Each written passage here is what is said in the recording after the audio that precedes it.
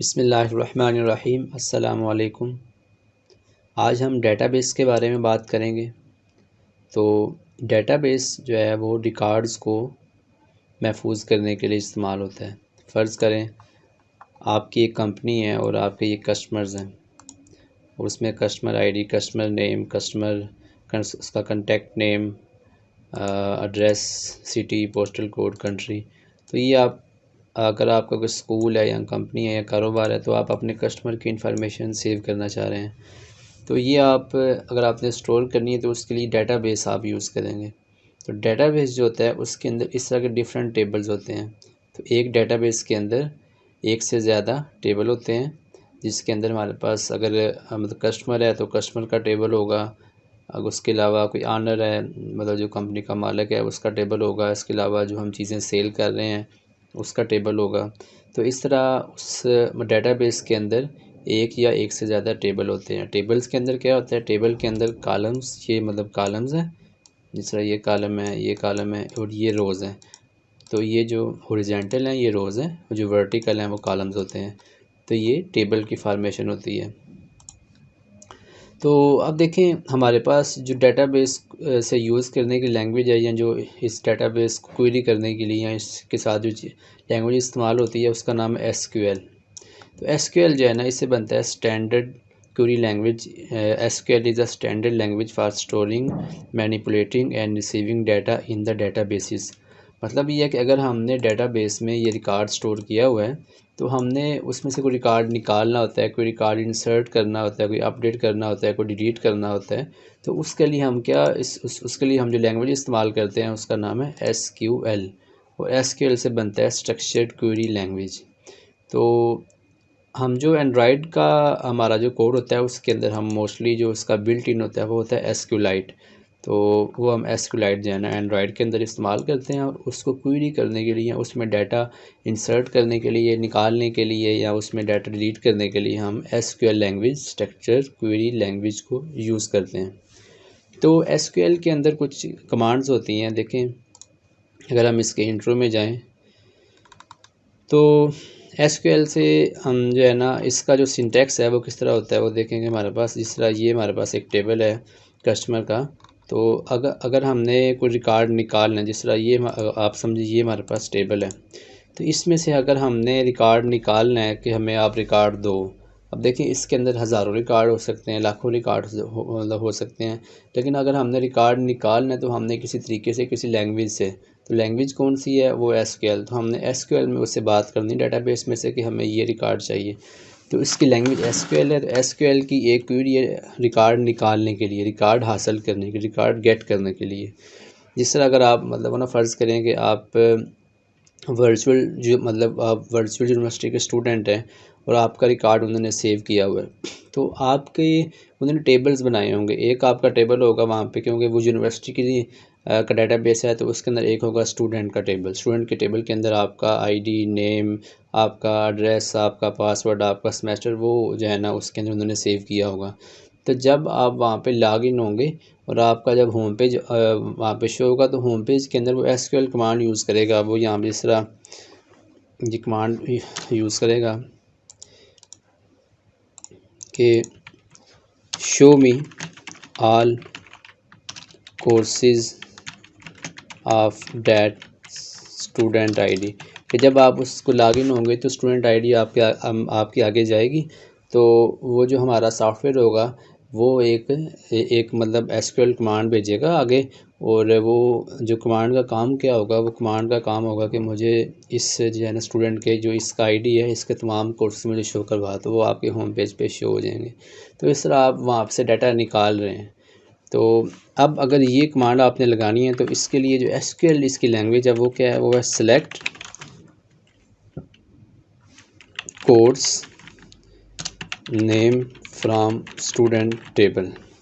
मतलब ये एक एक्चुअल एसक्यूएल कमांड जो मैंने लगाई है नीचे, कि मैं कह रहा हूँ मैंने ये मतलब ये चीज़ें मैंने निकालनी है, शो करवानी है, यही या फिर ये मतलब चीज़ें मैंने सेलेक्ट करनी है या उसको निकालना है, शो करवाना है। कौन सी हैं? कोर्स नेम मुझे चाहिए।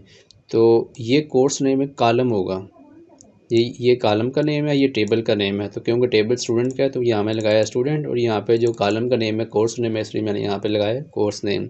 अब अगर आप एग्जांपल लें कि ये है जो आपका मतलब ऊपर टेबल बना हुआ है, तो शो मी ऑल कस्टमर्स, मैंने यहाँ पे कर दिया शो मी ऑल कस्टमर्स। तो अब जब मैंने ये इसमें से निकालना है तो शो मी, यहाँ मैं कह सकता हूँ कि show me customer name of all customers, सिर्फ मुझे कस्टमर नेम दिखाओ। फिर मैं यहाँ पे क्या करूँगा, सेलेक्ट के बाद जो मुझे कॉलम चाहिए पहले मैं लगाऊँगा सेलेक्ट। जब भी डाटा निकालना है पहले लगाएं सेलेक्ट, उसके बाद वो कॉलम लगाएं जो उनसे कॉलम आपने वहाँ से हासिल करने हैं, जो आपको आपने शो करवाना है, गेट करने हैं। वहाँ मैंने कॉलम का नेम लगाया यहाँ पे कस्टमर नेम। तो अब जब मैंने ये यहाँ पे नेम लगाया, फ्राम मैंने किया कि कौन से टेबल में से, टेबल का नाम है कस्टमर, क्योंकि टेबल वहाँ पे एक तो नहीं होगा डेटाबेस, मैंने सिर्फ आपको बताया टेबल एक से ज़्यादा होते हैं। तो अब मुझे सिर्फ कस्टमर वाला टेबल से रिकॉर्ड चाहिए और सिर्फ उसका कस्टमर नेम चाहिए, और मुझे ऑल टू ऑल रिकॉर्ड चाहिए, हर एक का मुझे कस्टमर नेम चाहिए। तो ये मुझे जितने भी मेरे कस्टमर हैं सब का रिकॉर्ड दे देगी ये कमांड मुझे जितने भी कस्टमर हैं सब का रिकॉर्ड दे देगी। लेकिन अगर मैं चाह रहा हूँ कि मुझे जो है ना आप इस तरह करो कि कस्टमर नेम के अलावा ना आप उसका एड्रेस भी दो, तो साथ में कामा लगा के ना, यहाँ पे कामा लगा के एड्रेस लगा दूँगा। तो अब जो मुझे ये रिकॉर्ड देगा ना, जो मुझे रिज़ल्ट मिलेगा, अभी मैं रिज़ल्ट यहाँ पे शो तो नहीं करवा, लेकिन मैं आपको बता रहा हूँ कि रिज़ल्ट क्या होगा। फिर हम इसको चला के भी चेक करेंगे कि रिज़ल्ट क्या आएगा। लेकिन इसका रिज़ल्ट ये आएगा कि ये मुझे कस्टमर नेम भी देगा और एड्रेस भी देगा। मतलब क्या है कि ये मुझे यहाँ पे टेबल जो देगा उसके अंदर 2 रिकॉर्ड्स होंगे। जिस तरह मैंने यहाँ पे ये मैंने यहाँ पे कॉपी किया और इधर आके पेस्ट कर दिया। तो अब जो इसका रिज़ल्ट मिलेगा वो ये होगा टेबल, या ये वाला टेबल होगा, इसके अंदर कॉलम रोज़ है, लेकिन ये मुझे रिकॉर्ड मिलेगा क्योंकि मैंने यहाँ पे क्या कस्टमर नेम भी दे दो साथ एड्रेस, लेकिन यहाँ पे मुझे एड्रेस चाहिए। तो ये सॉरी ये जो है ना इसको मैं कॉपी कर लूँगा, तो ये मुझे यहाँ पे दे देगा एड्रेस। तो ये मुझे कस्टमर नेम भी दे देगा साथ एड्रेस भी दे देगा। अगर मुझे साथ यहाँ पे इसका सिटी भी चाहिए तो मैं यहाँ पे जब करूँगा कामा सिटी, तो अब जब मुझे रिज़ल्ट मिलेगा, जो मेरा रिज़ल्ट होगा, अब रिज़ल्ट मुझे जो रिज़ल्ट मिलेगा साथ उसके अंदर सिटी भी अटैच हो जाएगा। ये मुझे सिटी भी अटैच करके दे देगा। अगर मुझे सिर्फ उसका कस्टमर नेम चाहिए तो फिर मैं यहाँ पे सिर्फ कस्टमर नेम लगाऊंगा। अगर मुझे कुछ और भी चाहिए कॉलम तो मैं कामा लगा के उनके नेम लिख दूँगा, मुझे ये भी कॉलम दे दो, ये भी कॉलम दे दो, तो वो सारे कॉलम आपको दे देगा। रोज़ यहाँ पे सारी की सारी आएंगी। अगर हमने रोज़ को फ़िल्टर करना है वो हम मतलब चेक करेंगे बाद में, लेकिन अभी ये हो रहा है कि यहाँ पर हमें जो है ना सारे का सारा रिकॉर्ड हमें मिल जाएगा। तो ये था आइडिया। अब हम इसकी थोड़ी एग्जांपल्स देखते हैं। तो देखें ये हमारे पास इसकी एक्सरसाइज है। तो यहाँ पे हमारे पास जो पहली एक्सरसाइज है वो है insert the missing statement to get the exercise 1 में हम जाते हैं। तो यहाँ पे कह रहा है insert the missing statement to get all columns from customer table.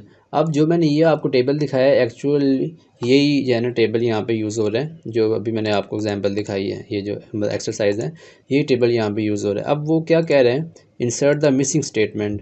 तो अगर मैंने आपको ये चीज़ नहीं बताई, अगर मैंने यहाँ पे ऑल मतलब यहाँ मैंने सारे के सारे अगर कॉलम निकालना है कि मुझे सारे कॉलम दे दो, फिर मैं यहाँ पे लगाऊंगा सेलेक्ट स्टार से क्या मुराद है कि एवरी कॉलम, जितने भी कॉलम है सारे के सारे मुझे शो करें। जब मैं ये यहाँ पे कमांड लगाऊंगा तो ये मुझे सारे के सारे जो रिकॉर्ड हैं मुझे यहाँ पे शो करवा देगा। अब देखिए मुझे सारे के सारे रिकॉर्ड शो हो जाए, मतलब वो ना सारे के सारे कॉलम ऑल कॉलम मुझे शो हो जाएंगे। स्टार से मुराद है ऑल कॉलम्स। तो अब जब यहाँ पे मुझे कह रहे हैं कि यहाँ पे कौन सी कमांड बनती है कि जो मैं लगाऊं तो ये कंप्लीट हो जाए, या कौन सा इसका वर्ड लगाना है। तो अगर आप देखें यहाँ पे क्या चीज़ है, स्टार है, फ्राम है, कस्टमर्स हैं, लेकिन यहाँ पे सेलेक्ट नहीं है। मैंने आपको बताया जब भी हमने रिकॉर्ड निकालना है सेलेक्ट लगाना है, तो यहाँ पे हम लगाएंगे सेलेक्ट। शो आंसर करूँ तो ये मुझे यहाँ पे ये मुझे ओके करके दिखा रहा है कि ये आपका जवाब ओके है, मुझे इसने कोई उसमें गलती। अगर मैं यहाँ पे कुछ और लगा देता हूँ टेस्ट, या मैं इसको दोबारा लोड करके ना यहाँ पे कुछ और लगाता हूँ तो आगे वो गलती हो तो सामने आ जाए।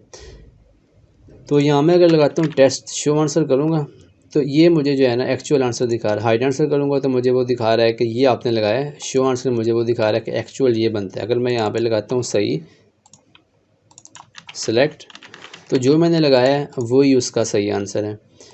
एक्सरसाइज 2 में मैं अगर जाऊं तो वो क्या कह रहे हैं, right a statement that will select city column from customers table. वो कह रहा है कि एक ऐसी, ये आपके पास रिकॉर्ड्स हैं, तो अगर मैं इसको यहाँ पे कॉपी कर लूँ तो यहाँ पे देख लेते हैं, क्योंकि यहाँ पे हमें डाटा शो हो रहा है साथ में, तो वो आपको ज़रा इजी हो जाएगा।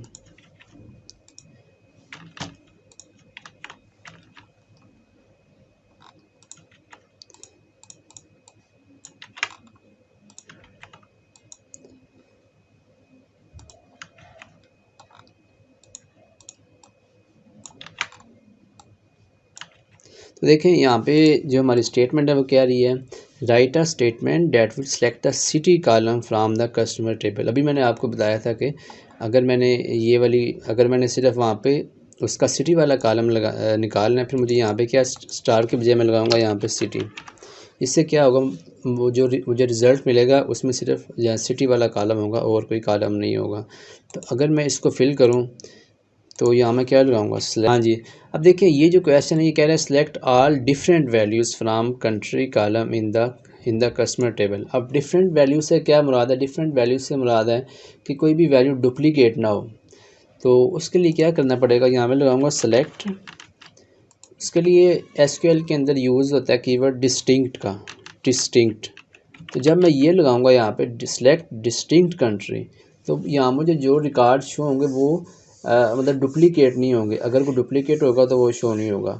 यहाँ मुझे यूनिक रिकॉर्ड्स जो डुप्लीकेट नहीं होंगे, यूनिक, वो मुझे शो होंगे। जब मैं यहाँ पे करूँगा शो आंसर तो ये भी एक्चुअल ठीक है। उसके बाद आता है एसक्यूएल वेयर क्लास। तो वेयर में क्या होता है, अब देखिए हमारे पास ये जो है ना रिकॉर्ड्स हैं, मतलब यहाँ पे 6 रिकॉर्ड हैं। अब हमें जो है ना सिर्फ वो रिकॉर्ड चाहिए जिसका यहाँ पे कंट्री जो है ना जर्मनी है। हमें सिर्फ वो रिकॉर्ड चाहिए जिसका कंट्री जर्मनी है। तो फिर मुझे यहाँ पे क्या करना पड़ेगा, मुझे यहाँ पे मैंने किया सिलेक्ट कंट्री फ्राम कस्टमर। अगर मैं ये लगाऊंगा तो मुझे वो सारे के सारे रिकॉर्ड दे देगा और उनका कंट्री शो करवा देगा। लेकिन अगर मुझे चाहिए कि मैं सिर्फ वो देखने हैं जिनका यहाँ पे कंट्री जर्मनी है, साथ में लगाऊंगा वेयर कंट्री इक्वल, यहाँ पे कोट्स लगा के, कोट्स के अंदर मैं लगाऊंगा जर्मनी। कोट्स मैं क्यों लगा रहा हूँ, क्योंकि ये स्ट्रिंग वैल्यू है। अगर नंबर होती, जिस तरह यहाँ पे इसका आईडी है ये नंबर है, तो यहाँ मुझे इसकी कोट्स लगाने की ज़रूरत नहीं। लेकिन जो यहाँ पे कॉलम्स हैं इन सब की कोई ना कोई टाइप है, तो इसकी टाइप जो है ना वो स्ट्रिंग है या टेक्स्ट है या वारचार है। मतलब जो हमारी प्रोग्रामिंग लैंग्वेज होती है उसके अंदर स्ट्रिंग होती है, लेकिन डेटाबेस के अंदर उसका जो अल्टरनेट है वो वारचार या उसका टेक्स्ट होता है। तो हम यूजली वारचार इस्तेमाल करते हैं। तो जब ये कमांड चलेगी तो मुझे एक ये रिकॉर्ड 2 रिकॉर्ड शो होंगे, क्योंकि इसका भी जो है ना कंट्री जर्मनी है और इसका भी कंट्री जर्मनी है। तो यहाँ पे अब वो कह रहे हैं select all records where city column has the value Berlin. तो यहाँ मैं लगाऊंगा ये मेरी कमांड का पहला हिस्सा हो गया। अब मैंने दूसरा हिस्सा लगाना है वेयर सिटी इक्वल, यहाँ मैं कोट्स लगा के लगाऊंगा बर्लिन। शो आंसर, यही आंसर है जो मैंने लगाया, वही आंसर है कि select all records from city column वे, जहाँ पे उसका सिटी जो है ना बर्लिन है। तो select star from customers where city is equal to Berlin. उसके बाद है एक्सरसाइज 2। तो लेकिन ये जो है ना आपने इसको चेक कर लेना, इसकी जो है ना मज़ीद तफसील इनकी एक्सरसाइज में। लेकिन मैं अभी आपको सिर्फ इंट्रो दे रहा हूँ कि एक हमारे पास वेयर क्लास आ गई जो कि काफ़ी इंपॉर्टेंट है। सिलेक्ट और वेयर के अंदर आगे फिर कंडीशन आती हैं, वो आप देख लीजिएगा। उसके बाद है इंसर्ट का क्या काम है, इंसर्ट का काम है रिकॉर्ड इंसर्ट करनी। इस तरह मैं यहाँ पे आता हूँ एसक्यूएल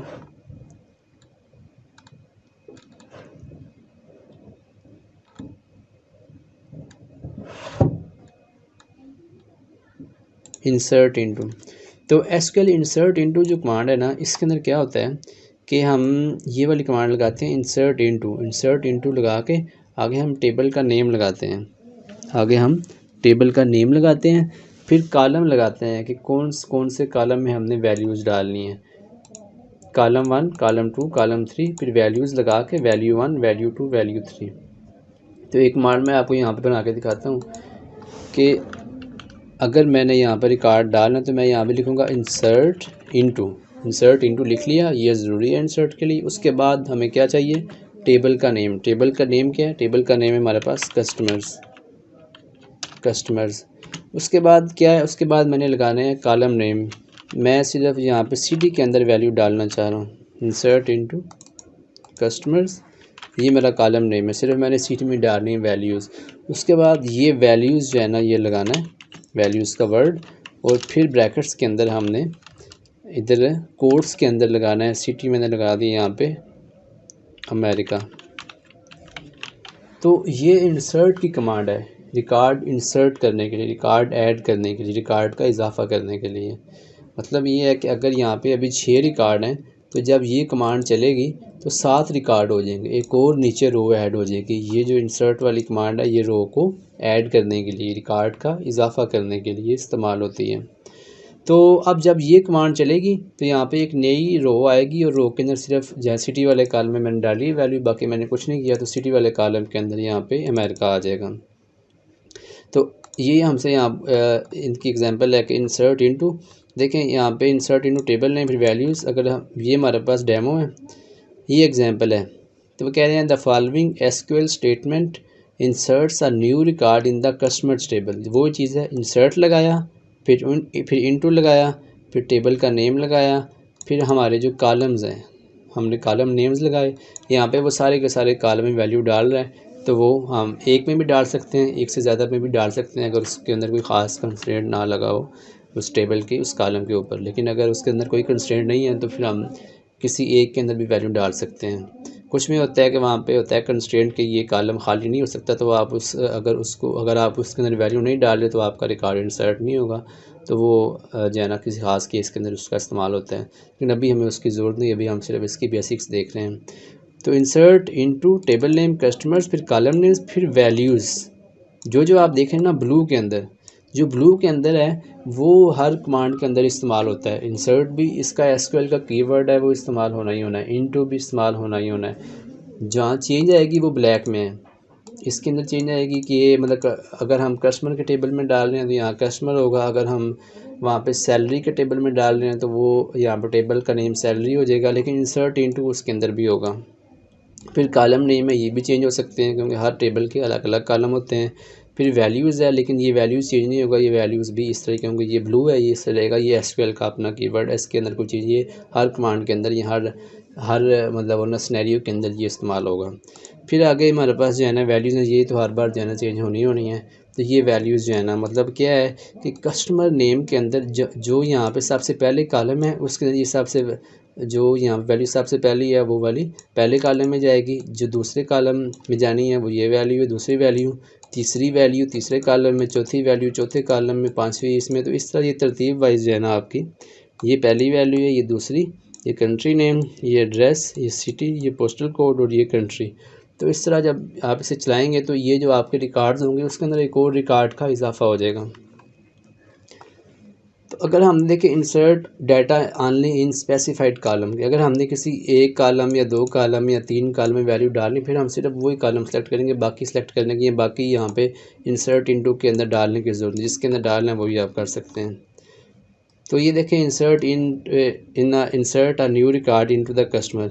अब ये कमांड हमने कंप्लीट करनी है, यहाँ पे क्या आएगा जरा देखें, इंसर्ट इनटू कस्टमर्स, यहाँ पे ये ब्रैकेट आएगी। अब यहाँ पे कंट्री है तो यहाँ पे ये इधर ब्रैकेट क्लोज होगी, फिर इधर आएगा वैल्यूज़, इधर फिर ब्रैकेट स्टार्ट होगी और इधर जो है ना ब्रैकेट एंड होगी। तो ये जो कमांड मैं बना रहा हूँ ये आपने प्रैक्टिस करनी है, प्रैक्टिस करेंगे तो वो चीज़ क्लियर होगी। तो जो मैंने यहाँ पे शो आंसर किया वो ठीक है, क्योंकि ये मुझे सही दिखा रहा है, वही जो मैंने लगाया था वही आंसर है। तो ये इंसर्ट की कमांड, एक हमने देखी कमांड सेलेक्ट करने की, एक अब हमने देखी रिकॉर्ड इंसर्ट करने के लिए, रिकॉर्ड डालने के लिए। अब हमें जो एक और कमांड इंपॉर्टेंट चाहिए वो अपडेट वाली। तो अपडेट की जो कमांड है ये होती है रिकॉर्ड को अपडेट करने के लिए। अपडेट से क्या मुराद है कि रिकॉर्ड पहले से मौजूद है, रिकॉर्ड हम इंसर्ट नहीं कर रहे, रिकॉर्ड पहले इंसर्ट हो गया हुआ है, रिकॉर्ड पहले से मौजूद है, उसको चेंज करना है, रिप्लेस करना है, चेंज करना है। चेंज करने के लिए पहले से मौजूद रिकॉर्ड को चेंज करने के लिए अपडेट की कमांड इस्तेमाल की जाती है। पहले से मौजूद रिकॉर्ड को तब्दील करने के लिए हम अपडेट की कमांड इस्तेमाल करते हैं।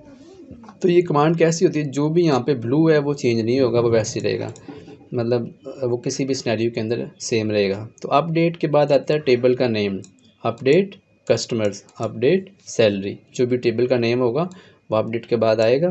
फिर आगे आएगा सेट। अब यहाँ पे हम कह रहे हैं कि हमने वैल्यू सेट करनी है। हम कह रहे हैं कॉलम 1 के अंदर वैल्यू 1 डाल दो, फिर कामा, कॉलम 2 के अंदर वैल्यू 2 डाल दो, फिर कामा। इस तरह ही हमने जितने कॉलम की वैल्यू अपडेट करनी है वो सारे कॉलम यहाँ पे आएंगे। सेट, उसका column name value, column name value, column name value, और उसके बाद हम लगाएंगे वेर। अब जब भी आप अपडेट करते हैं तो वेर लगाना ज़रूरी होता है। तो वेर का पता होना चाहिए कि वेर में हम कह रहे हैं कि हमने सिर्फ एक ख़ास रिकॉर्ड को अपडेट करना है। अगर हम वेर नहीं लगाते तो वो सारे के सारे रिकॉर्ड को अपडेट कर देगा। तो इसलिए वेर जो है ना अपडेट के अंदर बहुत ज़रूरी होता है। इसमें अक्सर गलती होती है कि हम वेर नहीं लगाते हैं। तो अब देखें, ये हमारे पास डेमो है कि ये हमारे पास टेबल है, इसके अंदर हमारे पास कॉलम है कस्टमर आईडी, कस्टमर नेम और कॉन्टैक्ट नेम वगैरह। अब हमने करना ये है कि वो कह रहे हैं the following SQL statement updates the first customer with customer ID is equal to 1 with the new contact person and a new city. अब हमारी जो नीड है, नीड क्या है कि हमने हमारा जो है मकसद क्या है, जो हमने करना है वो ये है कि हमने रिकॉर्ड को अपडेट करना है। और हमने हमने जिस टेबल को अपडेट करना है उसका नाम है कस्टमर्स। तो हम यहाँ पे लगाएंगे अपडेट टेबल नेम कस्टमर्स, फिर सेट, फिर कॉलम नेम क्या है, कॉन्टैक्ट नेम। हमने कॉन्टैक्ट नेम चेंज करना है, तो contact name is equal to, फिर यहाँ पे देखें कोर्स क्यों लगा रहे हैं, क्योंकि ये स्ट्रिंग है, जहाँ भी अल्फ़ाबेट्स होती हैं वो स्ट्रिंग होता है, तो उसके अराउंड पे कोर्स लगाने हैं, ये भी याद रखना है आपने। फिर कामा लगाया, फिर दूसरा कॉलम, उसकी वैल्यू, फिर हमने लगाया where customer ID is equal to 1। मतलब हम यहाँ पे ये करना चाह रहे हैं कि ये हमारे पास टेबल है, इसके अंदर हमने जो है ना हमने कॉन्टैक्ट नेम और सिटी को, हमने कॉन्टैक्ट नेम और इसका जो है ना सिटी, एक कॉन्टैक्ट नेम वाला कॉलम, एक इसका सिटी वाला कॉलम, इसको अपडेट करना है। और हमने कॉन्टैक्ट नेम में क्या लगाना है, कॉन्टैक्ट नेम में लगाना है ये वाला, और सिटी में क्या लगाना है, सिटी में ये वाली लगानी है वैल्यू फ्रैंकफर्ट। और where customer ID is equal to 1। Where से क्या मुराद है कि सिर्फ इसी रो को अपडेट करो, बाकी किसी को ना छेड़ो, सिर्फ इसी को अपडेट करो। अगर हम वेर नहीं लगाएंगे तो वो सारे के सारे 1 2 3 4 सबको वो अपडेट कर देगा। हम कह रहे हैं where customer ID is equal to 1, मतलब क्या है कि सिर्फ देखो जहाँ पे कस्टमर आईडी 1 है सिर्फ उसको अपडेट करो, बाकी किसी को अपडेट नहीं करना। तो ये हम वहाँ फ़िल्टर लगा रहे हैं कि सिर्फ इसको अपडेट करो। जब ये होगा तो इससे क्या रिज़ल्ट मिलेगा, कॉन्टैक्ट नेम के अंदर ये आ जाएगा। देखिए पहले ये था, पहले ये जो पहली रो है इसके अंदर क्या था, कॉन्टैक्ट नेम में मारिया एंड्रस और इसका सिटी था बर्लिन। लेकिन जब हमने ये कमांड चलाई फिर क्या रिज़ल्ट आया, फिर ये हो गया जो हमने यहाँ पे लगाया है कि कॉन्टैक्ट नेम क्या हो जाएगा, अल्फ्रेड हो गया, उसका सिटी हो गया फ्रैंकफर्ट, हाँ हो गया। तो ये इससे अपडेट की कमांड हो गई। अब है कमांड लास्ट वाली डिलीट की। डिलीट होता है रिकॉर्ड को रिमूव करने के लिए, रिकॉर्ड को डिलीट करने के लिए, रिकॉर्ड को हटाने के लिए, मिटाने के लिए। तो अगर हमारे पास टेबल है और हमने रिकॉर्ड डिलीट करना है तो उसका सिंटेक्स क्या होता है, वही होता है कि डिलीट लगाया, फ्रॉम लगाया, आगे हमने लगा दिया टेबल नेम के हमने कौन से टेबल में से रिकॉर्ड डिलीट करना है, साथ ही वेर आ जाएगा, वेर कंडीशन के जहाँ पे इसका कस्टमर आईडी 1 है या कस्टमर नेम उसका कुछ भी ख़ास है तो वो हम उसके साथ कंडीशन ही बताएंगे कि सिर्फ इसको डिलीट करो, बाकी सब को डिलीट नहीं करना, सिर्फ उसको करो जिसका आईडी 1 है या आईडी 2 है जो हमें चाहिए। तो उसके बाद देखिए ये है डेमो डेटाबेस। इसके अंदर हमारे पास ये रिकॉर्ड है 1 2 3 4 5 जिसके अंदर ये चीज़ें हैं। अब हमने एक रिकॉर्ड को डिलीट करना है तो वो कह रहे हैं the following SQL statement deletes the customers Alfreds Futterkiste from customers table. तो अगर हमने एक रिकॉर्ड डिलीट करना है तो उसके लिए हम ये कमांड इस्तेमाल करेंगे, डिलीट फ्राम कस्टमर्स, कस्टमर क्या है, टेबल का नेम, वेर हम लगा रहे हैं where customer name is equal to, यहाँ पे देखें हमने कोर्स लगाए हुए हैं, तो हम कह रहे हैं ये जो ऊपर वाला टेबल है, इसके अंदर से वो रिकॉर्ड डिलीट कर दो जिसमें उसका कस्टमर नेम उसका अलफ्रेंड, या ये जो है ना उसका कस्टमर नेम है, तो वो रिकॉर्ड डिलीट कर दो। अब यहाँ से अगर हम देखें तो ये जो है ना सबसे पहला रिकॉर्ड इसका नेम मैच करेगा। इससे मुराद ये है कि जब इसका रिज़ल्ट निकलेगा या फिर जब ये कमांड एग्जीक्यूट होगी, ये कमांड को जब हम चलाएंगे तो रिज़ल्ट क्या निकलेगा, रिज़ल्ट में ये होगा कि ये रिकॉर्ड यहाँ से रिमूव हो जाएगा, ये रिकॉर्ड यहाँ से डिलीट हो जाएगा। अगर हम नीचे आएँ तो देखें ये आपके सामने है, रिज़ल्ट के अंदर वो जो रिकॉर्ड है 1 वाला कस्टमर आईडी वाला वो है ही नहीं, क्योंकि वो हमने ऊपर वाली कमांड लगा के, ये वाली कमांड लगा के वो रिकॉर्ड को डिलीट करवा दिए। तो ये था हमारा, आज हमने 4 कमांड देखी हैं, देखा है कि एसक्यूएल क्या होता है, डेटाबेस क्या होता है और टेबल्स क्या होते हैं। साथ हमने 4 कमांड्स कवर की हैं, इंसर्ट, अपडेट, डिलीट और सेलेक्ट की। एक हमने की है सेलेक्ट की और एक यहाँ पे हमने की है इंसर्ट की, अपडेट की और डिलीट की। तो ये बेसिक कमांड्स हैं जिनका जानना आपके लिए बहुत ज़रूरी है, क्योंकि ये बेसिक कंसेप्ट हैं डेटाबेस के। उसके अलावा फिर हमारे पास डिफरेंट यहाँ पे जॉइंस हैं और उसके और भी डिफरेंट चीज़ें हैं, लेकिन ये है कि यहाँ तक आपको पता होना चाहिए। अगर आपने इसके बारे में, जिस तरह आपको बताया यहाँ पे ना, इसकी एक्सरसाइजेज़ हैं, तो जो अभी आपने सीखा है उसके बाद आपने उसकी ये एक्सरसाइज करनी है। इंसर्ट की भी यहाँ पे है, वेट की भी है, सेलेक्ट की भी है, उसके बाद अपडेट की भी है, यहाँ पे अपडेट की करें, फिर डिलीट की करें। तो जो जो काम किया है उसके बाद उसकी प्रैक्टिस भी करें, ताकि आपको सारा पता चल जाए कि जो आपने सीखा है वो आपको आता भी है कि नहीं। तो बगैर प्रैक्टिस के आपको नहीं पता चलेगा और ना ही आपको आएगा और ना ही वज़े आपके ज़हन में बैठना है। तो प्रैक्टिस ज़रूर करें, बार बार करें, ताकि वो चीज़ में रवानी आ जाए।